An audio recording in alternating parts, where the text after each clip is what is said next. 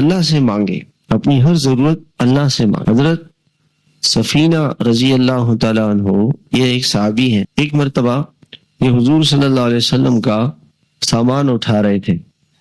آپ نے فرمایا کہ تم سفینہ ہو، نام ان کا کچھ اور تھا۔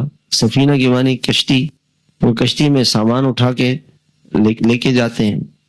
فرمایا کہ تم کشتی ہو، سفینہ ہو، نام ان کا بھی سفینہ پڑ گیا۔ وہ جتنا بھی سامان اٹھاتے تھے ان کو بوجھ نہیں محسوس ہوتا تھا۔ یہ برکت ظاہر ہو گئی آپ علیہ السلام کے اس جملے سے۔ تو یہ حضور صلی اللہ علیہ وسلم کے بعد افریقہ کے جنگلوں میں صحابہ کے ساتھ کسی جہاد کے مہم پہ جماعت کے اندر چل رہے اللہ کے راستے میں، ساتھیوں سے گم ہو گئے، جنگل گئے کسی کام کے لیے، گم ہو گئے۔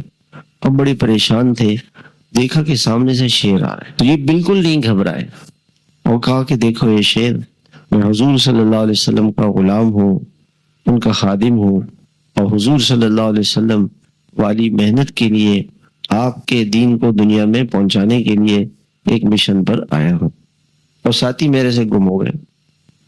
تو شیر کو یہ بات کی تو شیر جو ہے اس نے منہ واپس موڑ لیا، ان کی طرف آ رہا تھا، شیر نے ادھر منہ کر لیا اور دم ہلانے لگا، تو اشارہ ایسے کر رہا تھا کہ میرے پیچھے چلو۔ اب شیر آگے آگے، یہ پیچھے پیچھے، ایک جگہ پہ گئے تو دیکھا کہ قافلہ سامنے جا رہا ہے، اور شیر واپس چلا گیا، یہ قافلے سے جا کے مل گئے۔ یہ جو صحابہ کرام کے ساتھ اللہ کی مددیں تھیں، اس کی وجہ کیا تھی کہ انہوں نے اللہ سے اپنا تعلق جوڑا ہوا تھا، اللہ کی مانتے تھے، اللہ کو راضی کرتے تھے، اللہ کی اطاعت کرتے تھے، اللہ کی بندگی کرتے تھے۔